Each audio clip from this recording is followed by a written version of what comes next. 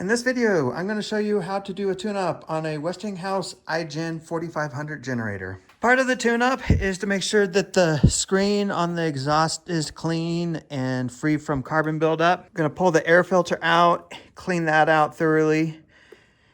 We're going to remove the valve cover and make sure that the valve lash is set correctly. We're going to replace the spark plug, and we're going to change the oil. You can see right in here is the little spout to unbolt, and there's a little drain plug in the bottom to drain the oil out through. All right, we're going to remove the valve cover. Just 4 bolts hold this on, little 8mm.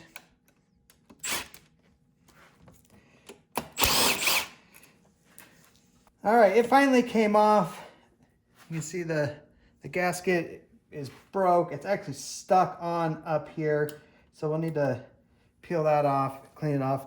But this is your intake valve, and that's your exhaust valve. Next, you want to remove your spark plug. So the spark plug's just right above there. Pull the boot off. Kind of set it aside.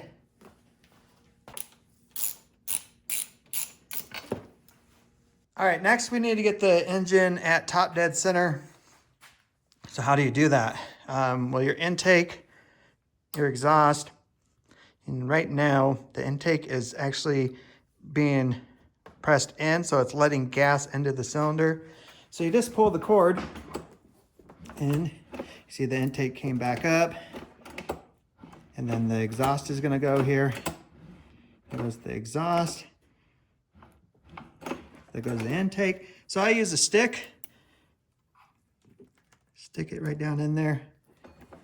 So there goes the piston down. Here comes the piston back up. And it's at the top. Both of the valves are closed, and you can see that they're both loose. So you set the intake in between 0.0031 to 0.0047 inches, and then you do the exhaust between 0.0051 and 0.0067 inches. So I got my feeler gauge. This is a 0.004, and we're gonna slide it in between here, and I cannot get it through. So this intake valve is too tight, so we need to adjust it. So you need a 14mm and a 10mm, and we're gonna loosen the outside nut here by holding the back.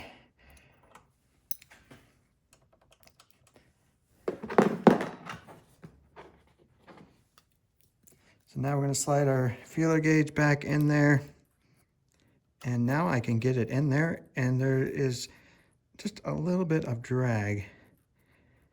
Actually, I like that right where it's at. So now with the 14, got to hold it in place without moving it. So we'll hold it there, and then we'll tighten our 10mm back up. Once you got it tight, just check it again.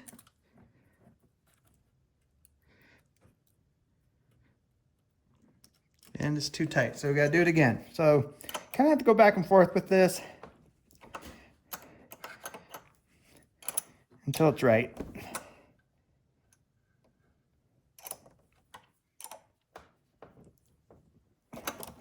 So what I did there is I just turned it out ever so little there, because I knew I was close, and now it's dragging. Okay, let's do the exhaust side. So I'm going to use the 0.006 inches, slide it in there, and it went in. So that is awesome. It's a little tight, but remember it's 0.005, and this is 0.006. So with the 0.006 being just a little tight. That tells me that's more toward the 5 side, and that is good.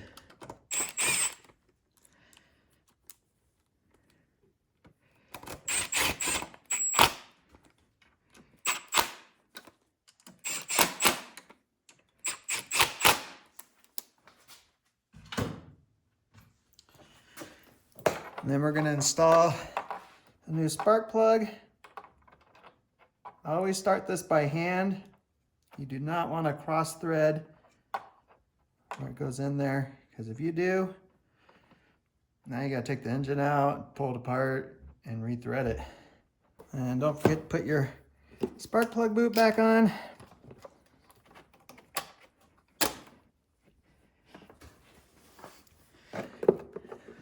Next, we're gonna unlock the air box, pull out the air filter, and we're just gonna wash this with some warm sudsy water. All right, next thing we need to do is change the oil. So I'm gonna start it up, run it for a few minutes, get it warm, and then drain it. All right, I'm gonna do my best to show you how this oil change works on these. Right there is the bolt for the drain, and right below it is a little rubber plug that goes in just right out the bottom of the machine, and that's where the oil drains out. They just need like a pair of pliers or something. Reach down in there, and there's that plug. Now the next tricky part is, what are you gonna put underneath this thing? Figure out some way to get it up off the ground. Put some, maybe some boards on something. So this, because you got to catch the oil. Me, I'm going to attempt here. This table that I work on has a hole in the middle. I'm going to see if I can get this hole to line up with the hole in my table without it falling off my table. It's close. All right, there we go. Man, this is, in my opinion, a crappy design. Yeah, sure, the oil infill is right there, but just that drain is back here. Could they have made this plastic hole another inch bigger to allow you to get something in there easy to get this damn thing out? So now I got my socket on there, but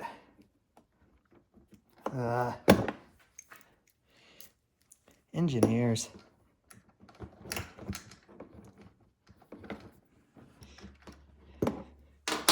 Now I could have cheated. I have an oil extractor, but for this video I want to show you how you would actually, have to do it. So I didn't get my oil extractor out. Oh well. Makes me appreciate my oil extractor a little more. Let's see if I can show you here. The machine is flat. You can see the oil going out, but it's hitting the plastic. It doesn't even line up with the hole. So now, I guess I'm propping the other side up with some wood to angle it, to make sure that the oil all runs down that hole. Because otherwise it just makes a freaking mess.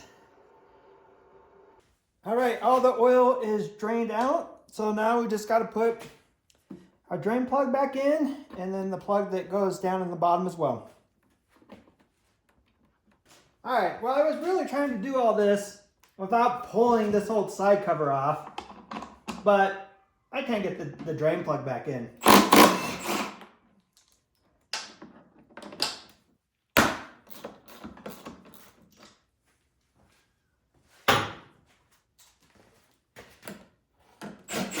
So I'm doing exactly what I was trying to avoid to do.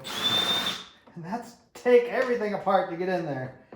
And I guess I had to take this off to get to the screen for the exhaust.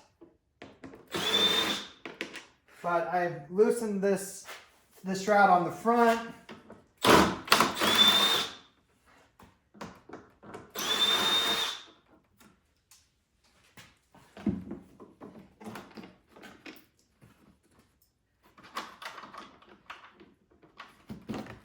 that comes off really easy.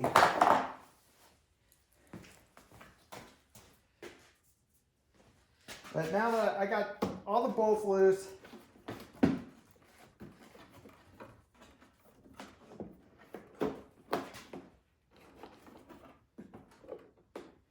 now there's screws hidden in the top, but I still can't really get in there. So pull these little plastic plugs off.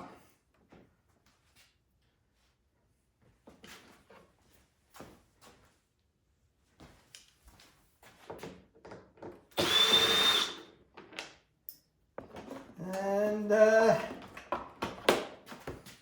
almost, probably more hidden screws.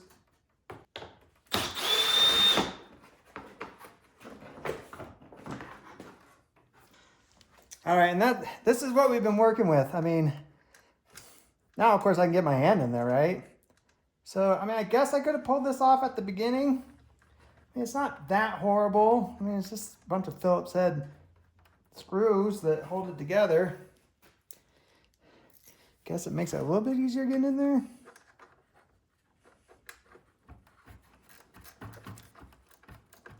All right, so we got everything off. Might as well take off the screen for the exhaust.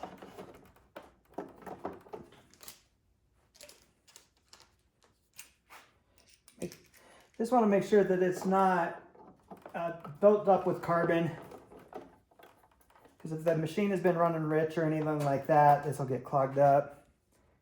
But you pull this out. Here, I can already see some of the carbon coming off. You can see this screen right here is perfectly fine. It's usually the case. Come on. Oh, there's a set screw in the bottom. Ha! I'm like, why won't this thing come out? Because of that little screw.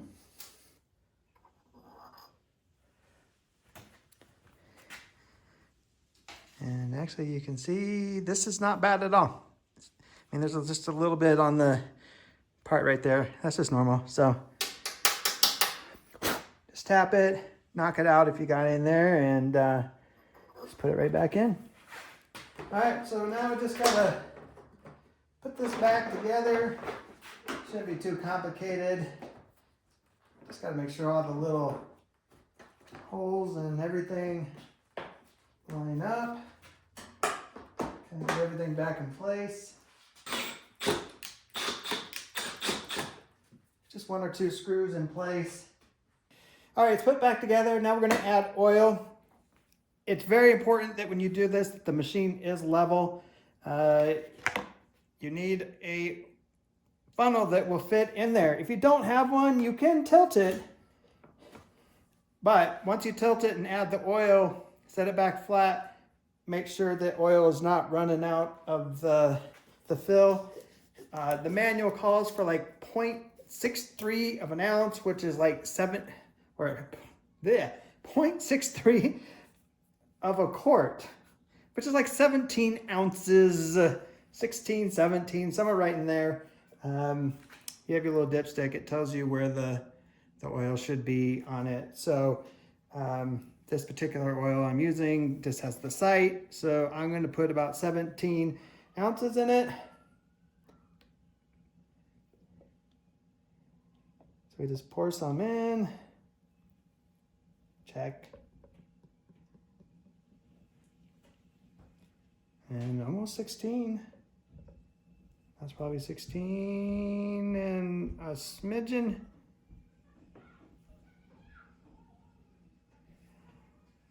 Probably just a tiny bit more. And we'll let that settle. So without even sticking this in, the oil is just right at the top of the neck. Perfect. Exactly where you want it. If some dribbles out, just let it come out. It'll just drain in the machine, and then it'll end up in the bottom of the generator, and then it'll end up wherever it sits. But that's exactly where you want it, right right at the bottom of the neck. And like I said, it's about 17 ounces, so that is it. All right, that is a wrap on this video. If you have any questions about the work I did or just any questions about this machine, let me know in the comments and I will get back to you as soon as I can.